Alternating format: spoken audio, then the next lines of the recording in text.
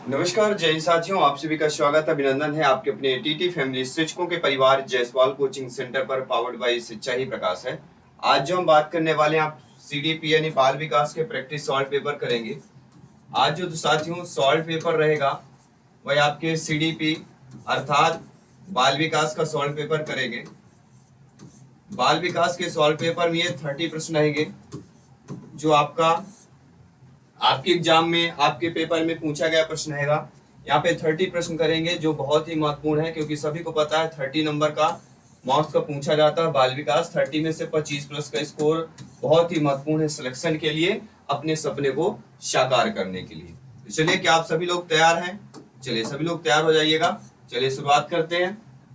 चलिए ध्यानपूर्वक देखिएगा, पहला प्रश्न स्क्रीन पर दिया गया है। प्रश्न यहाँ पे सीडीपी में आपके पेपर में पूछा गया था कि अस्थाई दांतों की संख्या होती है। क्या कह रहा है? जो अस्थाई दांत होते हैं उनकी संख्या पूछी गई। क्या 4 होती है, 16 होती है, 20 होती है या 32 दांत होते हैं? यहाँ पे सभी को बताना है अस्थाई दांत। तो अस्थाई दांतों की संख्या कितनी होती है सभी लोग बताइएगा। चलिए ऑप्शंस दिए गए 4, सभी लोग बताइए। नीचे कमेंट बॉक्स में सभी को आंसर करना है, सभी को आंसर करना है और हमें बताना है कि अस्थाई दांतों की संख्या कितनी होगी। चलिए सभी लोग बताइएगा, सभी को आंसर करना है, सभी को कमेंट करना है। अस्थाई दांत, देखिए अस्थाई दांतों की बात करता हूं, इनमें जो हमारा सीरीज चलता है वह 4, 16, 20 और 32। इनमें क्या सीरीज चलता है? 4, 16, 20 और 32 का सीरीज चलता है। आपके दांतों की बात करूंगा। 4 जो होता है, जो 4 पहले आता है वह दूसरी बार दिखाई, पहली बार और दूसरी बार दिखाई देता है। 4 दांत होते हैं। जब 16 दांतों की बात आती है, 16 पहली बार दूसरी बार दिखाई देता है संख्या 16 में। लेकिन जो 20 दांत होते हैं, 20 पहली और दूसरी बार दिखाई देता है और 32 भी पहली और दूसरी बार दिखाई देता है, यानी 2 बार झलक देखने को मिलता है। लेकिन जब अस्थाई दांत होते हैं 20, ये स्थायी दांत नहीं होते, ये गिरते रहते हैं, फिर जमेंगे, फिर गिरेंगे, फिर जमेंगे, तो इनको बोला जाता है अस्थाई दांत। यानी कि सूची जब आती है 4, 16, 20, 32 होते हैं। अगर सूची भी पूछी जाए तो आप लोगों से बननी चाहिए, ठीक है। चलिए मैं कमेंट देख पा रहा हूँ सभी का, कमेंट यहाँ पे मैं देख पा रहा हूँ, सभी का कमेंट रीड कर पा रहा हूँ। अगला प्रश्न देखिए क्या पूछा गया है। स्क्रीन पर प्रश्न है कि इनमें से कौन से शिशु जन्म की समान प्रक्रिया है? समय से पहले जन्म, मरे बच्चे का जन्म, उल्टे बच्चे का जन्म या बच्चे का सिर पहले दिखाई देता है? नीचे वाला नहीं दिख रहा, चलिए ऊपर कर लेते हैं और आपको दिखाई देगा।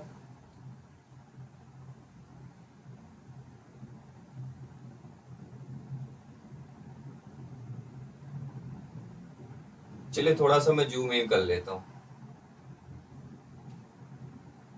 अब आपको दिखाई दे रहा है, नीचे वाला ऑप्शन भी दिख रहा होगा।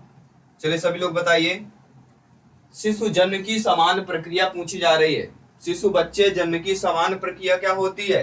तो समान प्रक्रिया अगर सभी लोग जानते हैं, बच्चा जो होता है, समान प्रक्रिया बच्चे की जन्म की क्या होती है? सभी लोग बताइएगा, बच्चे की समान जन्म की प्रक्रिया कैसे होती है? बच्चे की समान जन्म की जो प्रक्रिया होती है, पहले बच्चे का क्या होता है? सिर पहले दिखाई देता है। अगर समान डिलीवरी होती है तो बच्चे का सिर पहले दिखाई देगा। यहाँ पे जो डी ऑप्शन दिया गया है वह अकॉर्डिंग टू क्वेश्चंस हमारा यहाँ पे सही हो जाएगा। सभी लोग समझ गए अच्छे तरीके से? चले बढ़ते हैं आपके अगले प्रश्न की तरफ। अगला प्रश्न देखिएगा हमारा क्या कह रहा है। प्रश्न कह रहा है, भ्रूण को मां के गर्भाशय से कौन जोड़ता है? जो भ्रूण होता है, जो बच्चा होता है, वह मां के गर्भाशय से कौन जोड़ता है? क्या वह गर्भनाल है, अपरा है, त्वचा है या डिंबवाहिनी नलिका है? तो भ्रूण जो बच्चा होता है, आप देखते हो जब बच्चे का जन्म होता है तो बच्चे का माता के भ्रूण से कहीं ना कहीं जुड़ा होता है, उसको क्या बोला जाता है? यही प्रश्न पूछा गया है। अगर आपको पता है तो आप हमें कमेंट बॉक्स में बता सकते हैं। मैं देख रहा हूं कितने लोगों को कमेंट आ रहा है, यहाँ पे मैं देख पा रहा हूँ कितने लोग कमेंट कर रहे हैं, मैं सभी का देख पा रहा हूँ, सभी को फीडबैक भी करूंगा। चलिए देखिए कितने लोगों को कमेंट आ चुका है। कोई कह रहा पहला ऑप्शन है, क्या पहला ऑप्शन सही है? चलिए स्क्रीन पर प्रश्न दिए गए हैं।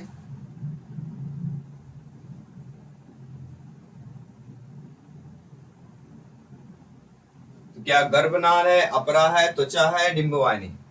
देखिए ईएसबी ने गर्भनाल को सही माना है। ईएसबी ने किसको? गर्भनाल को सही माना है। अब आप लोग बताइए किसको बोलेंगे?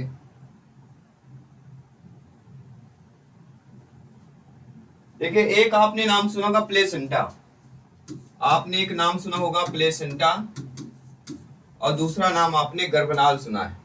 दो नाम आपने सुना होगा प्लेसेंटा, ठीक है, दो नाम आपने सुना है।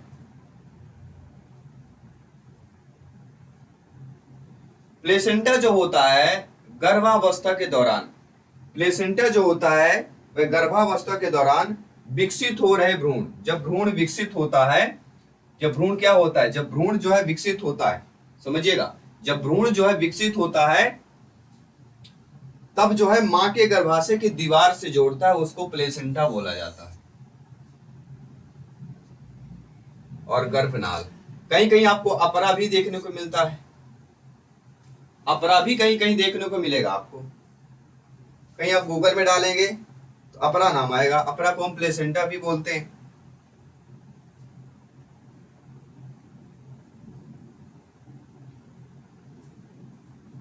तो ईएसबी ने गर्भनाल माना है, कुछ लोगों को अपरा मानना है। अब दो में से कौन सा सही होगा? ईएसबी का मानना है या लोगों का मानना है? आप लोग कमेंट बॉक्स में बताइएगा। चलिए बढ़ते हैं अगले प्रश्न की तरफ। अगला प्रश्न भी इंपॉर्टेंट है। किसके अनुसार बुद्धि सीखने की योग्यता है? बुद्धि जो है सीखने की योग्यता है, हम सभी जानते हैं, लेकिन किसके अनुसार? बकिंघम के अनुसार, टर्मन के अनुसार, गैरेट के अनुसार या वेस्लर के अनुसार होता है। चार ऑप्शन बेहतरीन लाजवाब दिए गए हैं, चारों ऑप्शंस का आप लोगों को आंसर करना है हमें। चलिए सभी लोग आंसर करिए फटाफट, देखते हैं आप सभी लोगों का आंसर आ चुका है।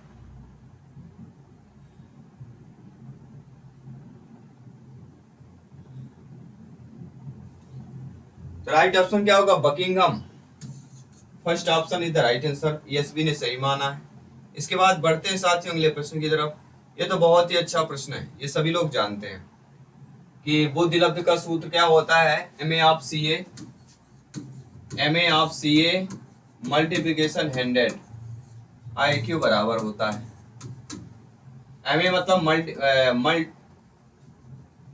मेंटल एज होता है, जिसे हम मानसिक आयु भी बोलते हैं। MA को मानसिक आयु भी बोलते हैं। CO को करंट एज या वास्तविक आयु बोला जाता है। इसमें मानसिक आयु बटे वास्तविक आयु कर दीजिए, गुणे 100 कर दीजिए, आपका IQ निकल आएगा। इसी में अगर MA पूछा जाए, CA पूछा जाए तो IQ दिया रहेगा, IQ का मान रखिए। अगर MA पूछा जाता है तो MA में कुछ ना रखिए, CA का मान रख दीजिए। जब दो वैल्यू पुट हो जाएगी तो तीसरे की वैल्यू अपने आप निकल आती है, ठीक है। तो ऐसे पूछा जाता है, तो यहाँ पे मानसिक आयु बटे शारीरिक आयु दिया गया है, या शारीरिक आयु कर सकते हैं, वास्तविक आयु मल्टीप्लिकेशन 100 कर लेंगे, आपका बुद्धि लब्ध का सूत्र निकल आएगा, ठीक है। लेकिन मल्टीप्लिकेशन में 100 करना है, बस इतना आपको ध्यान रखना है। मल्टीप्लिकेशन कितना होना चाहिए? 100 होना चाहिए। अगला है लघु समुदाय की अवधारणा किसके द्वारा दी गई है? बहुत ही महत्वपूर्ण प्रश्न है। लघु समुदाय की अवधारणा आपके बोगार्डस के द्वारा दी गई है, A.W. ग्रीन के द्वारा, रॉबर्ट रेडफील्ड के द्वारा या रॉस के द्वारा दी गई। ये CDP में जो स्टेटमेंट होता है ना, जो कथन होता है, ये बहुत ही इंपॉर्टेंट होता है, ध्यान रखिएगा। ये कथन ही होते हैं जो हमें कंफ्यूज करते हैं, और इन कथन को पढ़ के कंफ्यूजन को दूर करना है। देखिए जब भी लघु समुदाय का जिक्र होगा, ये ध्यान रखिएगा, जहां आपको लघु समुदाय दिखे, जिस पर भी आपका लघु समुदाय दिखे, आपको केवल रॉबर्ट ऑप्शन रखना है। ला से लघु, रा से रॉबर्ट, याद रखिएगा, इन दोनों का संबंध बहुत इंपॉर्टेंट है, ठीक है। जब भी लघु समुदाय की बात हो तो रॉबर्ट का नाम हमेशा आएगा, याद रखिएगा। सभी लोग समझ गए? बहुत बहुत धन्यवाद सभी का। बढ़ते हैं साथियों अगले प्रश्न की तरफ। अगला प्रश्न भी आपकी स्क्रीन पर है कि इनमें से कौन सा समुदाय की महत्वपूर्ण विशेषता नहीं है? ऑप्शन में समुदाय दिए गए हैं और इन समुदायों की जो महत्वपूर्ण विशेषता नहीं है वह हमें बताना है। समुदाय दिया गया है, सामान्य जीवन क्रम दिया गया है, common way of life, special name जिसे हम विशिष्ट नेम कहते हैं, स्थायी हो गया टेम्परेरी, अस्थाई हो गया, परमानेंट मतलब स्थाई, टेम्पररी मतलब अस्थाई। आजकल जो भर्तियां ज्यादातर टेम्पररी रूप में होती है, अस्थाई भर्तियां की जाती है। तो समुदाय की महत्वपूर्ण आपके गेस्ट जो क्या है, अतिथि शिक्षक की जो भर्ती है वह टेम्पररी ही रखा गया है, ना कि उसमें परमानेंट रखा गया है, टेम्पररी लिखा गया है, अस्थाई, इसीलिए अतिथि बना दिया गया है। अतिथि देवो भव, कभी भी आओ कभी भी निकल जाओ, ये ऐसी व्यवस्था है, शिक्षा की व्यवस्था है। ठीक है, अब यहाँ पे बताइएगा कौन सा समुदाय की महत्वपूर्ण विशेषता नहीं है। मेरे प्यारे मित्र, मेरे शिक्षक बंधु, ये समझ लीजिए, अगर कोई समुदाय की महत्वपूर्ण विशेषता चाहिए, उसमें जीवन क्रम होना चाहिए, विशिष्ट नाम होना चाहिए, स्थायी होना चाहिए।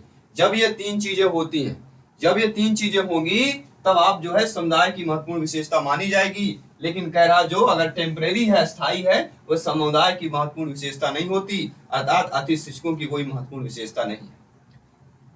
इसलिए सरकार ने अतिथि और अस्थाई नाम दिया है। अस्थाई की कोई महत्वपूर्ण, अस्थाई समुदाय यानी समुदाय, एक समुदाय मतलब होता है इकट्ठा जुड़ के, तो आपका कोई अस्तित्व नहीं यहाँ पे माना गया है। इस प्रकार से आप समझ सकते हैं, केवल जोड़ने का हमारा तात्पर्य है, समझाने का, ताकि आप लोग समझ सके।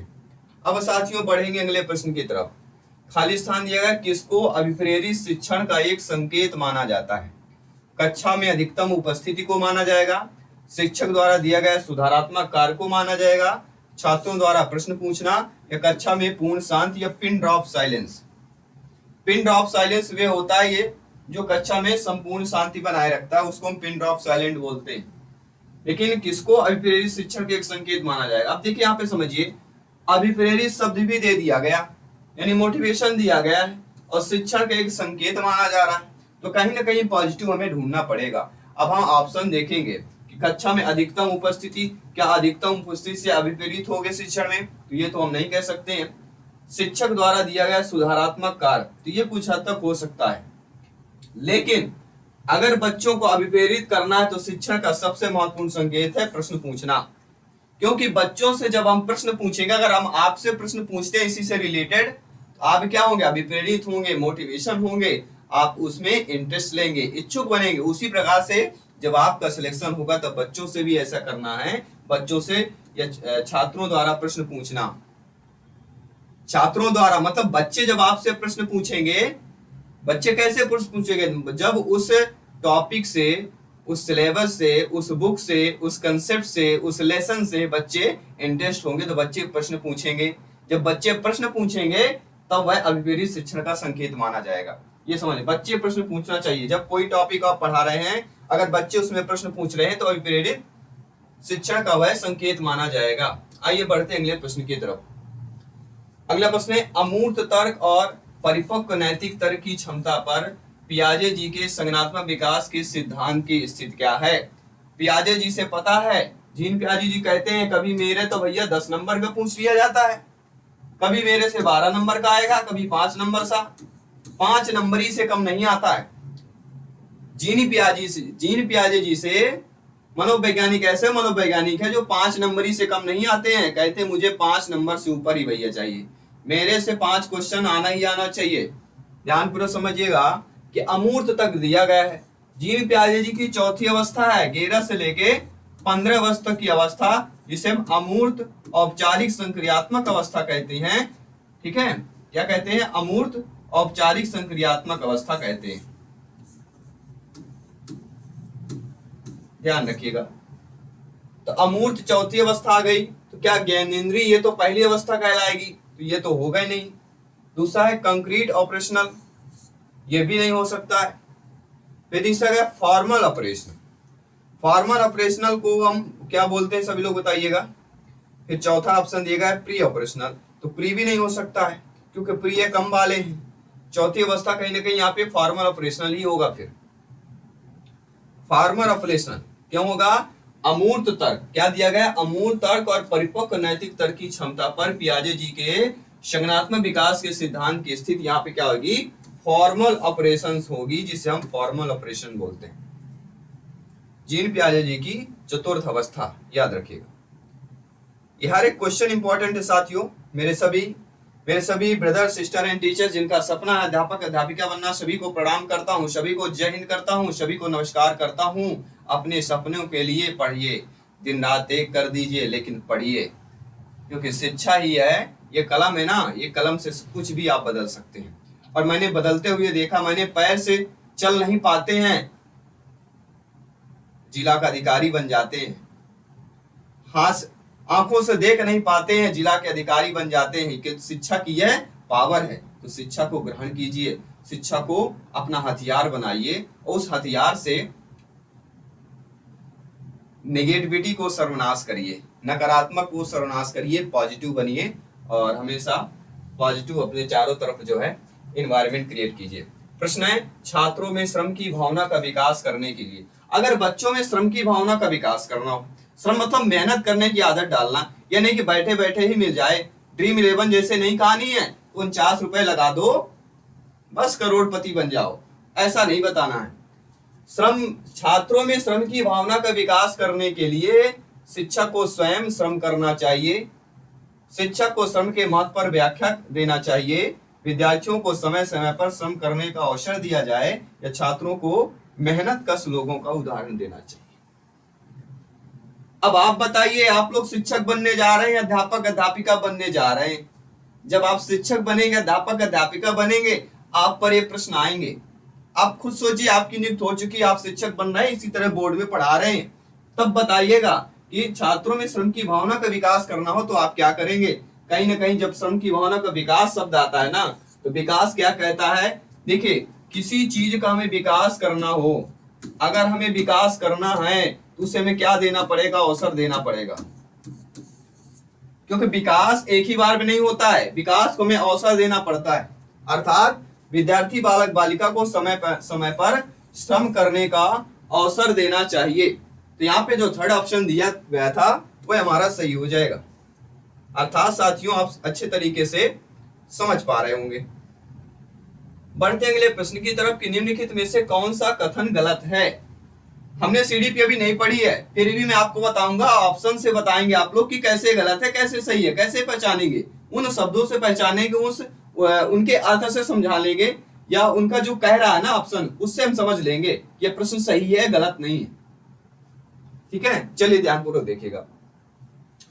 मार्गदर्शन प्रदान करने में विभिन्न एजेंसियों जैसे परिवार, स्कूल, सामाजिक सेवा एजेंसियां, राज्य द्वारा प्रायोजित संस्थानों के बीच सहयोग की आवश्यकता होती है।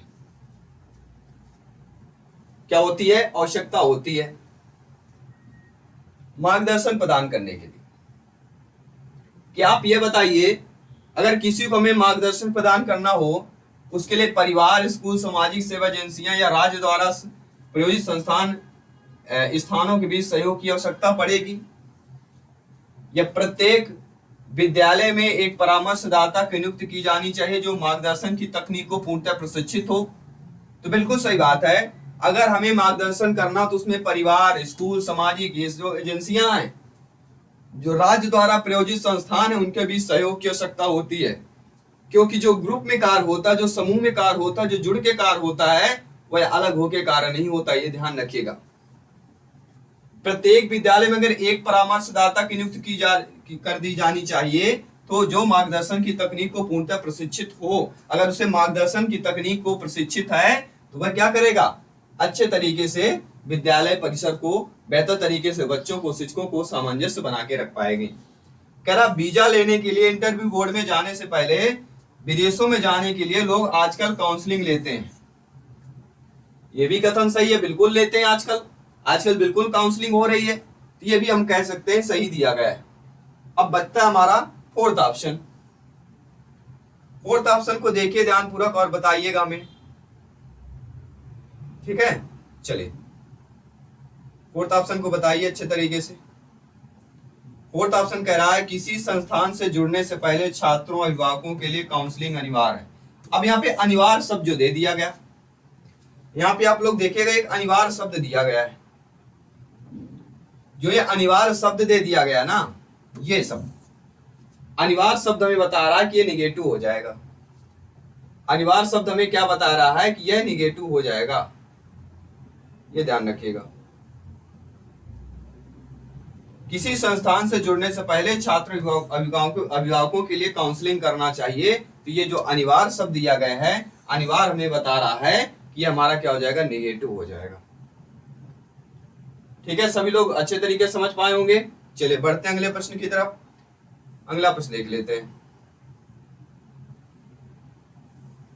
अगला प्रश्न भी आप लोगों की स्क्रीन पर ही आ चुका है। बहुत अच्छा प्रश्न ये भी पूछा गया है।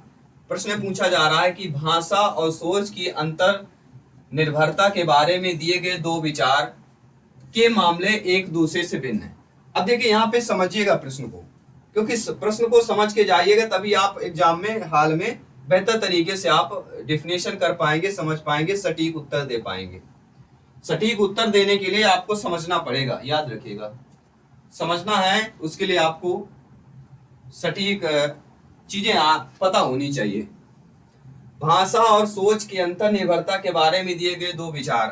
भाषा और सोच की अंतर निर्भरता, भाषा या सोच समस्या का समाधान करती है या नहीं, इस पर उनके विचार, या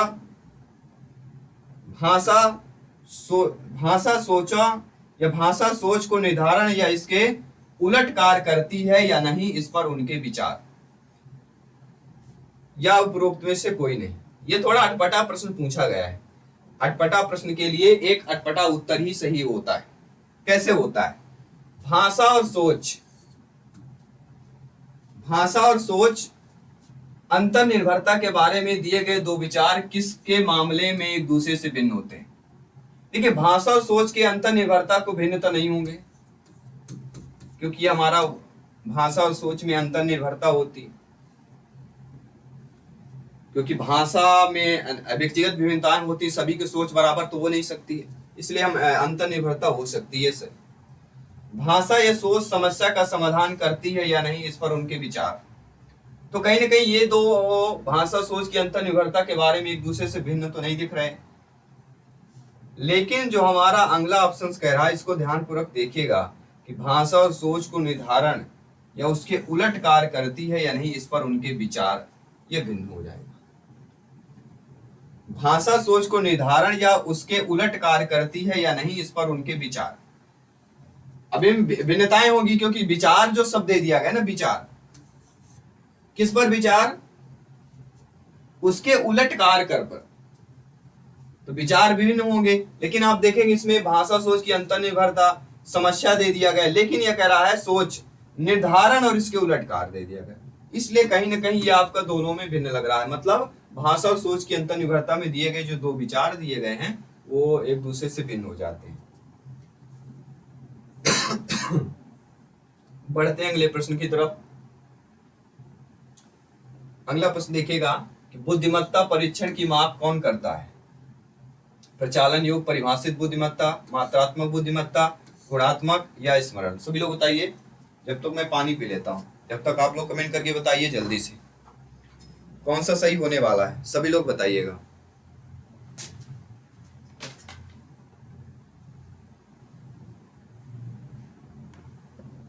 क्योंकि अगर आप लोग यहाँ पे मेहनत करेंगे ना, अगर आज यहाँ पे मेहनत कर लिया आपने सोचने समझने का, एग्जाम हॉल में जो आपका समय लगता है वो बच जाएगा थोड़ी।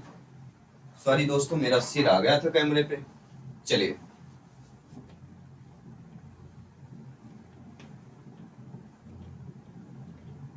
लोग पानी पी पी कर कार्य करते हैं, हम पानी पी पी करके क्लास करते हैं, याद रखिएगा। सिलेक्शन के बाद कम से कम आप लोग याद तो रखेंगे। कोई भी चीज हो, सब में मेहनत लगती है। अगर हमें भोजन भी खाना हो ना, तो उसके दांतों के लिए मेहनत पड़ती है, दांत की मेहनत लगती है, चबाते तब जाके भोजन हमारा अंदर जाता है।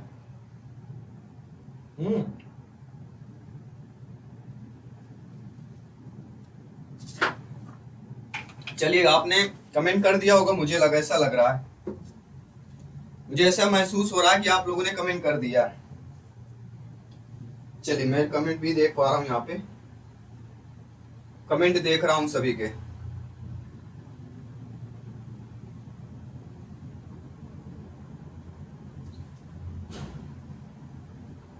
चलिए दोस्तों, राइट ऑप्शन भी देख लेते हैं। हमारा कहाँ गया पेन? ये देखिए, देखिए, इसमें जब बुद्धिमत्ता परीक्षण की माप की बात करेंगे तो प्रचालन योग्य परिभाषित बुद्धिमत्ता होती है, जिसे हम ऑपरेशनली डिफाइंड इंटेलिजेंस बोलते हैं। पहला ये ऑप्शन हो जाए, क्योंकि ना तो मात्रात्मक होगी, ना ही गुणात्मक होगी, ना स्मरण में होगी, क्योंकि बुद्धिमत्ता में कोई मात्रा और गुणात्मक नहीं होता है। क्या होता है? प्रचलन योग्य परिभाषित बुद्धिमत्ता। ठीक है, सभी लोग समझ गए हैं? चलिए बढ़ते हैं अगले प्रश्न की तरफ। अगला प्रश्न कह रहा है, निम्नलिखित में से कौन सी बहुबुद्धि सिद्धांत की आलोचना है? और बहुबुद्धि के बारे में हमने बहुत सारा कुछ पढ़ाया हुआ है, आगे भी पढ़ाएंगे, आगे भी आपको उससे रिलेटेड क्वेश्चंस करेंगे। तो बहुबुद्धि सिद्धांत की आलोचना दे दी गई। तो बहुबुद्धि केवल प्रतिभा है जो संपूर्ण रूप से बुद्धिमत्ता में मौजूद है। केवल दे दिया गया निगेटिव है। अब और ऑप्शन देखते हैं। बहुबुद्धि छात्रों को उनकी प्रवृत्तियों को खोज करने का रास्ता प्रदान करने का अवसर दे रहा, तो ये पॉजिटिव हो जाएगा, आलोचना नहीं कहलाएगी। यह व्यवहारिक बुद्धि पर आधारित बल देता, बिल्कुल सही बात है, किसी पर व्यवहारिक बुद्धि पर बल देंगे वो भी पॉजिटिव ही कहलाएगा। इसे अनुभवजन्य साक्ष्य द्वारा बिल्कुल समर्पित नहीं किया जा सकता, ये भी सही बात है।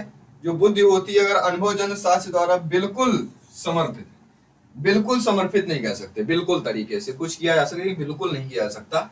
मतलब कहने का तात्पर्य ये है कि बिल्कुल समर्पित नहीं किया जा सकता, तो मतलब ये सही कहलाया। बिल्कुल नहीं कर सकता तो ये सही कहलाएगा। आलोचना करना है, मतलब बहुबुद्धि केवल प्रतिभा है जो संपूर्ण रूप से बुद्धिमत्ता में मजबूत होती है।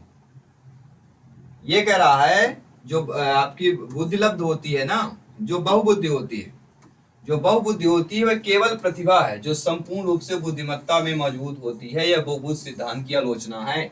अगर प्रश्न आता है कि बहुबुद्धि सिद्धांत की आलोचना क्या है, तब आपका जवाब होना चाहिए कि बहुबुद्धि केवल प्रतिभा है जो संपूर्ण रूप से बुद्धिमत्ता में मौजूद है। ये क्या है? ये आपके बहुबुद्धि सिद्धांत की आलोचना है। सबकी आलोचनाएं की जाती हैं, जितने भी सिद्धांत हुए हैं सबके अपवाद मिलेंगे, बिना अपवाद के कोई नहीं है। पारा भी एक अपवाद में आता है, किस में आता है सभी लोग बताइए, ईवीएस के लिए। बच्चों का भाषा विकास निर्भर करता है। आपके घर में बच्चे हैं, हमारे घर में भी है, मेरे नहीं लेकिन मेरे घर में जरूर है, मेरे परिवार में, मेरे फैमिली में। तो जब बच्चे मन के सच्चे, तो बताइएगा कि बच्चों का भाषा विकास किस पर निर्भर करता है। अगर बच्चों को हमें भाषा का विकास करना है तो क्या क्या निर्भरताएं होंगी, क्या क्या चीजें होंगी? बेहतर सामाजिक आर्थिक वातावरण, अभिव्यक्ति की स्वतंत्रता होनी चाहिए, बेहतर पालन पोषण होना चाहिए, या कह सकते हैं कि बच्चों को बेहतर वातावरण देना चाहिए। तो मुझे लग रहा है ये तीनों चीजें सही है, क्योंकि बच्चों के लिए सामाजिक आर्थिक वातावरण, अगर अभिव्यक्ति की स्वतंत्रता होगी तो बच्चा बेहतर तरीके से सीख पाएगा।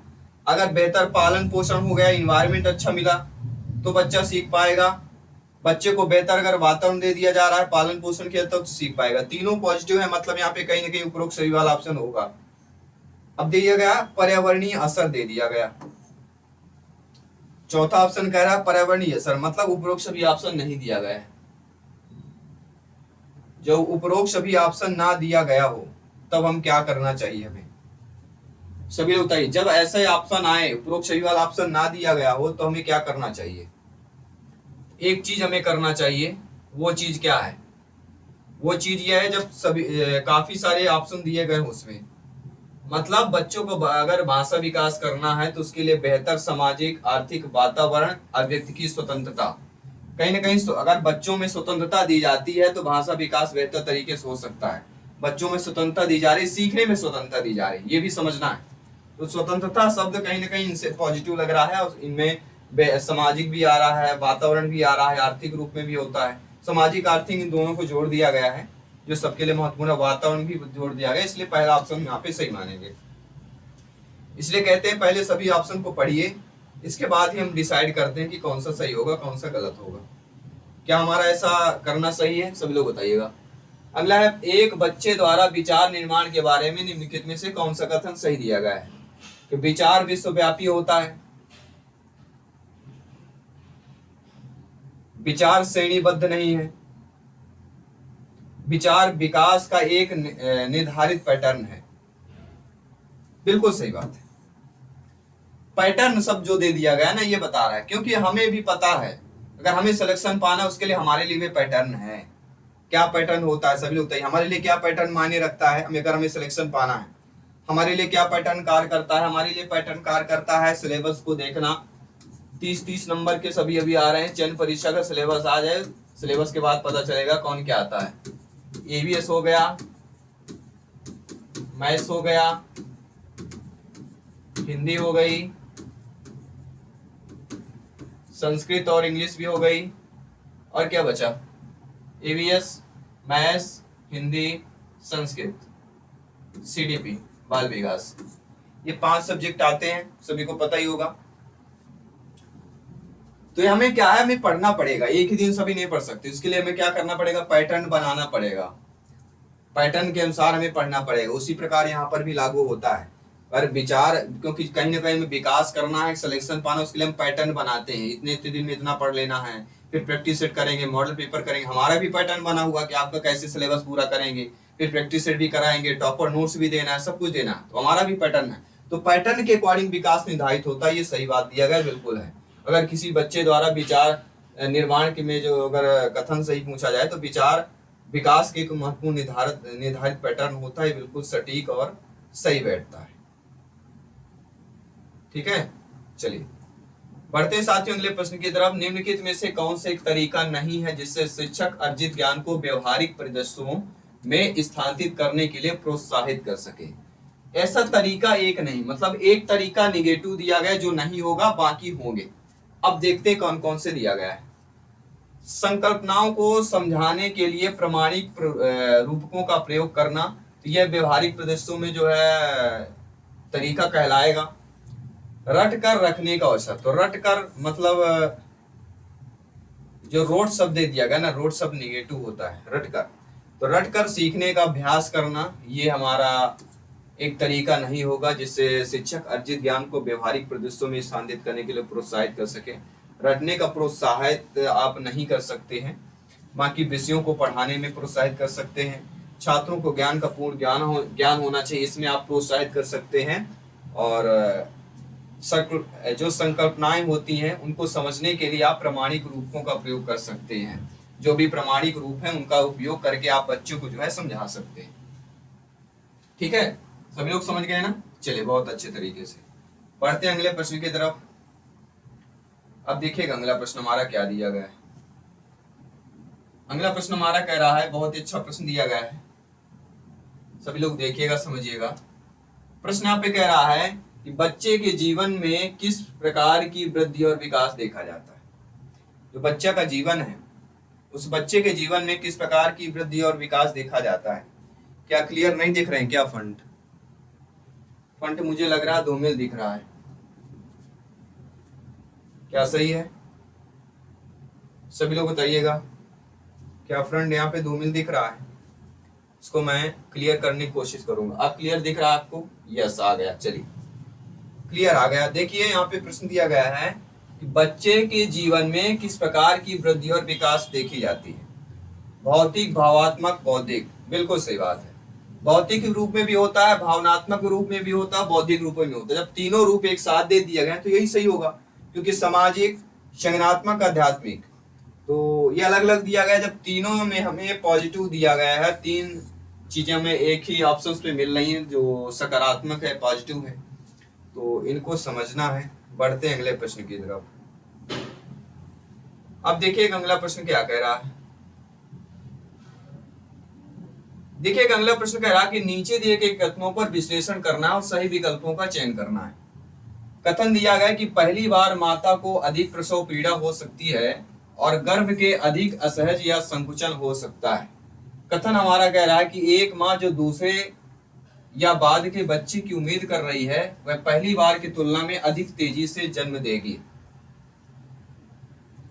अब देखिएगा यहाँ पे समझिएगा, कथन बहुत ही अच्छा दिया गया है और ये कहीं ना कहीं हमारे इन्वायरमेंट या हमारे सोसाइटी या सामाजिक तौर पे ये हम देखते आ रहे हैं, सुनते आ रहे हैं इन शब्दों को और इन चीजों को हम समझते, इसीलिए पूछा गया है।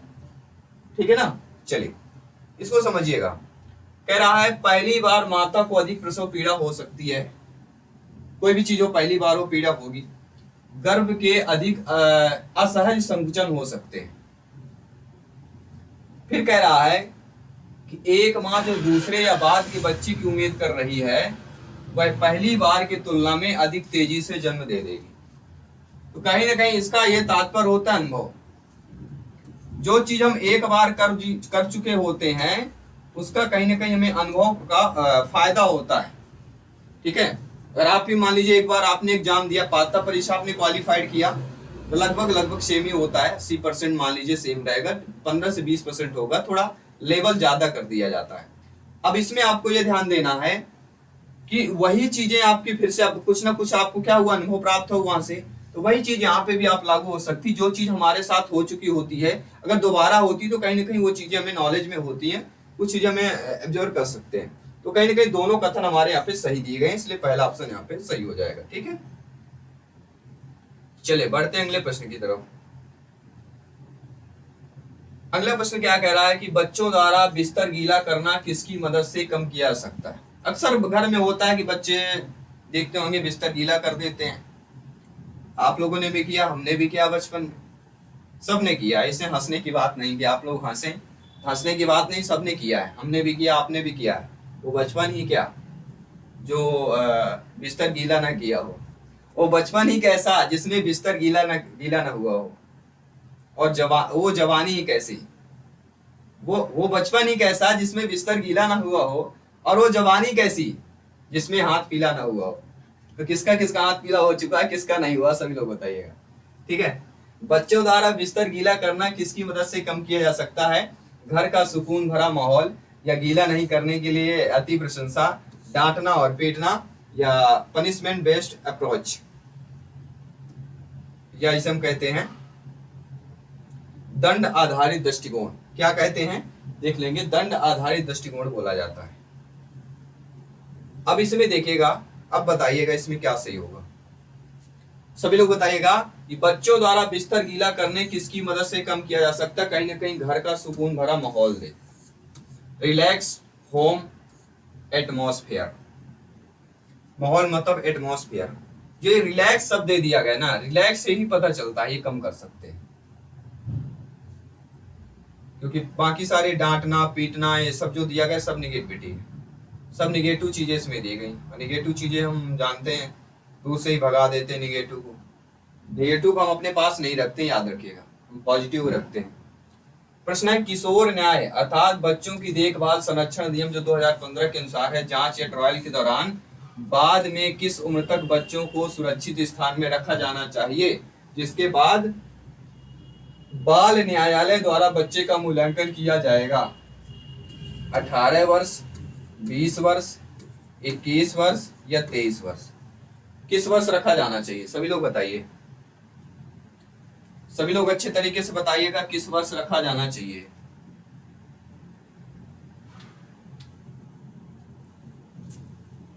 सभी लोग कमेंट कीजिएगा। सभी लोग जानते हैं किशोर न्याय बच्चों की देखभाल संरक्षण जो 2015 है उसकी जांच दौरान बाद में किस उम्र तक बच्चों को सुरक्षित स्थान में रखना चाहिए। 21। जब बच्चे 21 उम्र तक नहीं होते हैं तो उनको सुरक्षित स्थान पर रखना चाहिए। और इसकी 21 के बाद क्या करना चाहिए, 21 के बाद आप बच्चों को जो है हाथ पीले कर सकते हैं। केवल पुरुषों में लागू होता है, मेल में लागू होगा, फीमेल में 18+ और मेल में 21+। यहाँ पे जो 21 वर्ष दिया गया है बिल्कुल सही हो जाएगा। और 18-21 वर्ष जो दिया गया ना, ये 2 ऑप्शन से प्रश्न आता ही आता है, हर बार आएगा, याद रखिएगा। इस बार भी आया, अगली बार भी आएगा। कह रहा है स्कूल प्रशासन की निम्नलिखित में से कौन सी खामी बाल अपराध को जन्म दे सकती है। बच्चे को अनुशासित करने के प्रति बहुत उदार दृष्टिकोण, स्कूलों में मनोरंजन की कम उपलब्धता, या इनमें से कूट चुनना है। हमें चुनना का तात्पर्य तो सभी लोग जानते ही होंगे। क्या जानते हैं आप लोग, सभी लोग बताइए कमेंट बॉक्स में। स्कूल प्रशासन से संबंधित है कि बाल अपराध खामी को क्या क्या जन्म दे सकती है। देखिए, अगर बच्चों में अनुशासित करने के प्रति बहुत उदार दृष्टिकोण है तो ये भी कहीं ना कहीं पॉजिटिव है। स्कूल में मनोरंजन की कम उपलब्धता हो रही है। अगर मनोरंजन कम है तो मानसिक स्थिति भी ठीक नहीं रहता है। जब मानसिक स्थिति ठीक नहीं रहेगा तो फिर ये अपराध को जन्म ये दोनों खामियां जो अपराध को जन्म देती है, इसलिए हमारा सही ऑप्शन 1 और 2 दोनों सही हो जाएगा। ठीक है, ये जो स्टेटमेंट होते हैं ना, इनको थोड़ा समझना पड़ता है, और जितना अच्छा बेहतर तरीके से समझेंगे स्टेटमेंट, उतना आप सभी के लिए बेहतर होगा। प्रश्न है, बच्चों में परिवर्तन लाने के बजाय व्यवस्था में परिवर्तन लाने पर जोर देता है। कौन जोर देता है? अगर बच्चों में परिवर्तन लाना हो, उसके बजाय व्यवस्था पे परिवर्तन कर दिया जाए, कौन जोर देता है? मुख्यधारा, एकीकृत शिक्षा। तो कहीं ना कहीं देखा जाए, बच्चों में परिवर्तन लाने के बजाय व्यवस्था में परिवर्तन लाने पर जोर देता है, तो मुख्यधारा बच्चों में परिवर्तन लाने के बजाय व्यवस्था पर कोई ध्यान नहीं देता, ना एकीकृत शिक्षा व्यवस्था पर ध्यान देती है। एकीकृत शिक्षा बच्चों में परिवर्तन लाने की ध्यान देती है, और मुख्यधारा बच्चों के परिवर्तन लाने पर ध्यान देती है, ना कि उसके व्यवस्था के परिवर्तन करने के। तो ना तो एक सही होगा, ना तो 2। डी ऑप्शन यहाँ पे सही कर लेना है। बढ़ते हैं अगले प्रश्न की तरफ साथियों। अगला प्रश्न कह रहा है, बहुत ही अच्छा प्रश्न है, कि एक लड़का एच कक्षा 7 में पढ़ता है, उसकी उच्च संकल्पनाओं को समझने की क्षमता उसकी उम्र से कम है, उसका मूल्यांकन करने के लिए शिक्षक को क्या करना चाहिए? एक लड़का एच है, लड़के को क्या मान लिया गया? एच, और किस क्लास में पढ़ रहा है? 7वीं। V5 डबल आई मतलब 5 2 7, कितनी क्लास हो गई? 5 2, 7th क्लास में पढ़ रहा है। तो उसकी उच्च संकल्पनाओं को समझने की क्षमता उसकी उम्र से अगर कम है, तो उसका मूल्यांकन करने के लिए शिक्षक को क्या करना चाहिए? आप खुद सोचिए, आपकी कक्षा में ऐसा बच्चा मिल जाए, आपकी कक्षा में एक ऐसा छात्र मिल जाए जहां पर उसकी उच्च संकल्पना जो होती है, उसको समझने की क्षमता उसकी उम्र कम होती है। यानी समझ गए ना, कोई ज्यादा टॉपिक है और बच्चा उस लेवल तक नहीं कि उसको समझ सके, तब आपको क्या करना चाहिए? मान लीजिए कुछ ऐसा टॉपिक आ गया कि बच्चा उसको नहीं समझ पाएगा, उसी को कहते हैं उच्च संकल्पना से संबंधित अगर कोई आता है। तो आप क्या सामान्य मूल्यांकन परीक्षा में बच्चे के प्रदर्शन के अनुसार उसका आकलन करेंगे? आप जो है मामले को उसके माता पिता को संज्ञान में लाएंगे? आप लड़कों को एक विशेष स्कूल में भेजने के लिए स्कूल को सलाह देंगे, या उसका आकलन करते समय कठिन संकल्पनाओं को बाहर रखेंगे? आप सभी लोग जानते समझते हैं कि जब बच्चा नहीं समझ पाएगा तो क्या करेंगे? उसका जो आकलन करते समय क्या करेंगे? जो कठिन संकल्पना है उसको बाहर रख दीजिए, क्योंकि जब बच्चा समझ ही नहीं पा रहा है, जब बच्चा कठिन संकल्पना को नहीं समझ पा रहा है, तो उसको हम क्या है? दूर रख देना, उसको बाहर कर देना। कठिन संकल्पना को बाहर रख के फिर हम उस बच्चे का इवैल्यूएशन करेंगे, मूल्यांकन करेंगे। ठीक है ना? चलिए बढ़ते हैं अगले प्रश्न की तरफ। अगला प्रश्न भी लाजवाब प्रश्न है। लाजवाब प्रश्न किस लिए हो जाता है? कह रहा है कि कम मानसिक मंदता वाले बच्चा का आईक्यू लेवल, और आपको पता है बुद्धिमत्ता आईक्यू से प्रश्न आता ही आता है।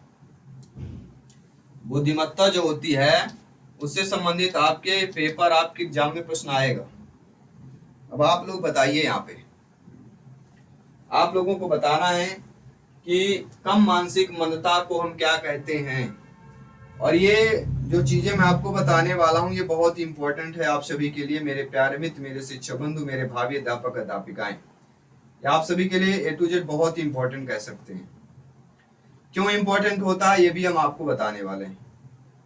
क्या आप सुनने वाले हैं? क्या आप देखने वाले हैं? समझने वाले हैं? अगर आपने कमेंट कर दिया तो चलिए जान लेते हैं। देखिए पहला ऑप्शन कह रहा है 50 से 70। आपको पता है, आपको क्या पता है, अगर 70 से 80 दे दिया जाए, 85 दे दिया जाए, अगर ये दो चीज दी जाती है तो वह कम मानसिक मंदता से संबंधित आईक्यू आ जाएगा। कम मानसिक मंदता से संबंधित आपका आईक्यू आ जाएगा। अगर मान लीजिए ये 50 से लेके आपका 69 तक देता है, अगर 50 से लेके 69 तक देता है, तब आप क्या बोलेंगे? इसे हम बोलेंगे हल्का मानसिक मंदता।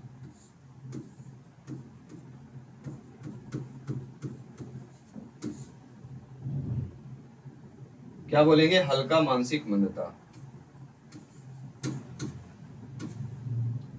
कहते हैं ना कि सब्जी में थोड़ा नमक कम है, हल्का सा नमक दे दीजिए। हल्का मतलब बहुत कम। उसी प्रकार से आपको कह रहा है, एक आता है क्या बोलते हैं 35 टू, वो बहुत कम ही पूछा जाता है वैसे, ज्यादातर आपको यही पूछा जाता है, तो पहला ऑप्शन कर लीजिएगा। और 90 से लेके 110 जो होता है वह सामान्य कैटेगरी होता है, IQ लेवल ये सभी लोग जानते होंगे। 90 से लेके 110 सामान्य कैटेगरी पर आता है। तो ये IQ है। 120 प्लस और 140 प्लस ये भी पूछे जाते हैं। निम्नलिखित में से किस विटामिन की कमी बच्चों में दृष्टि हानि के प्रमुख कारणों में से एक है? दृष्टि हानि मतलब ऐसा कौन सा विटामिन है जिससे आंखों से संबंधित है? अब बोलेंगे आप रेटिनॉल हो जाएगा। रेटिनॉल किसका है? विटामिन ए का है। और विटामिन ए के प्रमुख स्रोत क्या क्या है सभी लोग बताइए? विटामिन ए के प्रमुख स्रोत क्या है सभी लोग बताइए? जी हाँ सभी लोग बताइए ध्यानपूर्वक, सभी लोग जवाब दीजिए। विटामिन ए के प्रमुख स्रोत क्या पपीता विटामिन ए का प्रमुख स्रोत है? सभी लोग बताइए।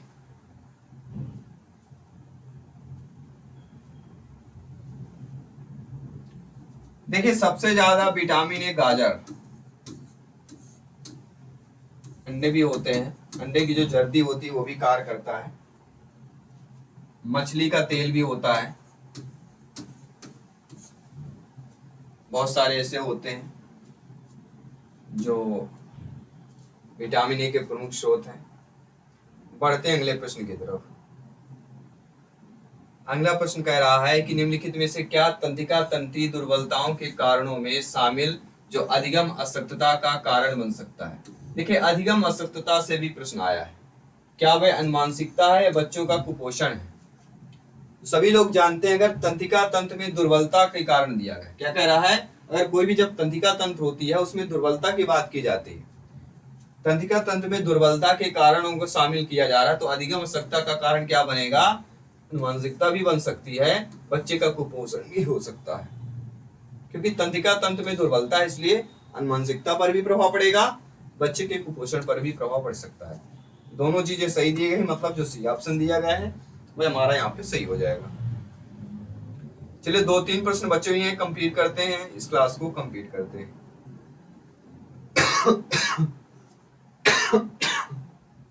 अगला प्रश्न निम्नलिखित में से कह रहा है कि सामाजिक और सांस्कृतिक रूप से पिछड़े बच्चों की विशेषता बताइए। ऐसे बच्चों की विशेषता बताना है जो सामाजिक रूप से पिछड़े हुए हों। सभी लोग देखकर बताइए।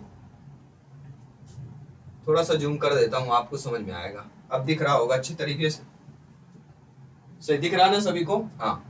तो कौन सा सामाजिक और सांस्कृतिक रूप से पिछड़े बच्चों की विशेषता है? उनमें ज्यादातर मौखिक क्षमताओं की कमी होती है, उनके पास बहुत कम शब्दावली होती है, वे डिग्री या सर्टिफिकेट के बजाय ज्ञान अर्जन की ओर अधिक प्रेरित होते हैं। तो आप सभी को पता है, आप सभी लोग ज्ञानी सर्व व्याख्याता लोग हैं, समझते हैं तो प्रेरित करना जहां भी दिया जाता है बिल्कुल सही दी जाती है, लेकिन डिग्री सर्टिफिकेट के बजाय ज्ञान अर्जन को और अधिक प्रेरित होना। अब ये समझिएगा कौन सा सामाजिक और सांस्कृतिक रूप से पिछड़े बच्चों की विशेषता है। अब जो बच्चे सांस्कृतिक और सामाजिक रूप से पिछड़े होंगे उसके आधार पर यहाँ पे बताना कि कौन सा सही होगा। चलिए सभी लोग बताइए, क्योंकि मेरा हाथ आने से मुझे लग रहा है कि थोड़ा सा बफरिंग होने लगती है, इसलिए मैं थोड़ा सा साइड हट जाता हूं आप लोगों, ताकि आप लोग अच्छे तरीके से देख पाए, समझ पाए। ठीक है,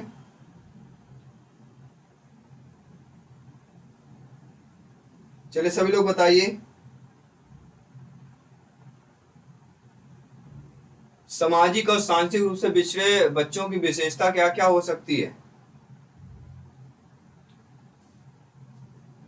देखिए जो पिछड़े बच्चे होंगे तो उसमें कमी होगी, उसमें कम होगा।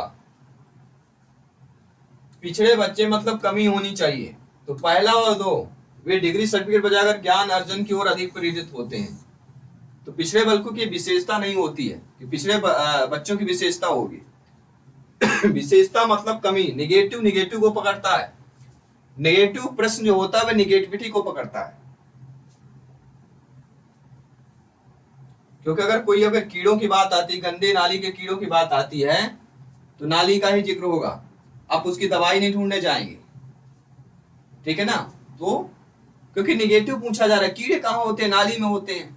अब आपसे कीड़ा पूछा जाएगा तो क्या आप दवा बताने लगेंगे? दवा नहीं बताना है, कीड़ा कहाँ होता है, नाली में होता है। उसी प्रकार से असक्तता पूछी जा रही है, मतलब कमी पूछी जा रही है, असक्तता की विशेषता क्या है, तो वो चीजें हमें देखना है, ठीक है ना। सभी लोग समझ गए। प्रश्न को पहले समझ लीजिएगा, उत्तर बहुत ही आसान हो जाता है देना। कह रहा है कि कोलबर्ग से सिद्धांत एक विशिष्ट संस्कृति के रूप में बहुत प्रभावी हो सकता है, लेकिन अन्य संस्कृतियों के लिए नहीं होता है। तो यह खाली स्थान अभिविन्यास की तुलना में खाली स्थान अभिविन्यास पर अधिक आधारित है। किस पर अधिक आधारित है? दो खाली स्थान दे दिया गया है। तो आप सभी लोग जानते हैं कि कोलबर्ग का सिद्धांत जिक्र किया गया है, और कोलबर्ग से 2-3 प्रश्न आना ही आना है, ये तय है पूरे पेपर में। कोलबर्ग का सिद्धांत विशिष्ट सांस्कृतिक रूप से बहुत प्रभावी हो सकता है, लेकिन अन्य संस्कृतियों के लिए नहीं, क्योंकि यह जो होता है यहां पे आ जाएगा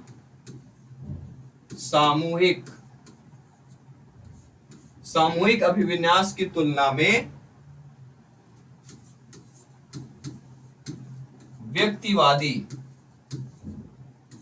सामूहिक विकास की तुलना में व्यक्तिवादी अभिविन्यास पर अधिक आधारित होता है। तो पहले सामूहिक आएगा, फिर व्यक्तिवादी आएगा, यानी ऑप्शन नंबर डी आएगा। क्या आएगा साथियों? Option number D. सभी लोग समझ गए? चलिए लास्ट क्वेश्चन इस पेपर का, क्या समझ, फिर से समझेंगे इस प्रश्न को कि अस्थि मेरु स्तंभ के पूर्णतः बंद होने में विफलता के उत्पन्न जन्मजात मध्यरेखी दोष कहलाता है। प्रामस्तिक अंगघात जिसे हम सेरेब्रल पॉल्सी बोलते हैं, मेरुरज्ज की हड्डी में चोट जिसे हम स्पाइना बाइफिडा बोलते हैं, या साथियों कसेरु मेरु अस्थि जिसे हम सेरेब्रो स्पाइन की चोट बोल सकते हैं। ये दिए गए सभी विकल्पों में से कोई नहीं होगा। कौन सा होगा सभी लोग बताइए। देखिए सभी लोग जानते हैं अस्थि मेरु स्तंभ की बात की गई है, इसमें पूर्णतः बंद होने में विफलता से उत्पन्न जो जन्मजात मध्यरेखी दोष होता है वह मेरुरज्ज की हड्डी में चोट हो जाती है, जिसे हम स्पाइना बाइफिडा बोलते हैं। ये आपका सीडीपी का महत्वपूर्ण हमने सॉल्व पेपर किया, अच्छे तरीके से समझा, समय जरूर लगा लेकिन हमने समझा। और वादा करता हूं अगर इनसे रिलेटेड घुमा फिरा के भी कहीं से पूछ लिया जाएगा, आपके पूरे 30 के 30 नंबर आएंगे, जितने भी नंबर के इनसे पूछा जाएगा। और मुझे पता है 50% इन्हीं से पूछा जाएगा। हो सकता है किसी ऑप्शन से प्रश्न उठा लिया जाएगा, हो सकता है कहीं से भी प्रश्न उठा लिया जा सकता है। तो इन चीजों पे आप सभी लोगों को फोकस करना है। और बाकी सभी क्लासेज हमारी चली रही हैं, तो सभी क्लासेज पर हमें फोकस करना है, ठीक है। और आपने सुना होगा कि हमेशा पढ़ने के लिए 2 चीजें मायने रखती हैं। क्या क्या मायने रखती है सभी लोग बताइएगा। पढ़ने के लिए 2 चीजें कौन सी मायने रखती हैं, ये सभी लोग बताइए। जब तक मैं थोड़ा सा एक नॉलेज देना था, आप सभी को इन्फॉर्मेशन देना था। सभी लोग बताइएगा अपडेट हो गए नहीं, पहले ये देख रहे हैं इन्फॉर्मेशन अपडेट हुआ कि नहीं।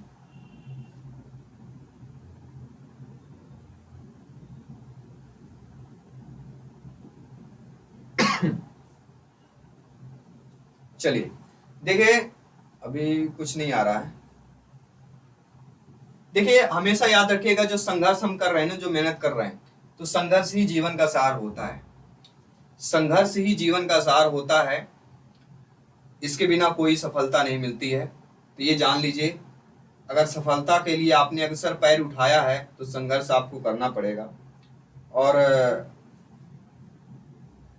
जो हमारा जीवन होता है सिर्फ हमारे विचारों से नहीं बनता है, क्योंकि हम तो सोचते हैं अच्छा हो हमारे लिए, तो क्या हमारे लिए अच्छा होता है? नहीं होता है। तो जो भी कुछ भी होता है नेगेटिव, उससे हमें क्या है, फाइट करना पड़ता है, लड़ना पड़ता है। और हमेशा एक याद रखिएगा, एक जीवन की सीख है। जीवन की क्या सीख है? कि दुनिया को बदलना हमारा काम नहीं है। दुनिया को बदलना हमारा काम नहीं है।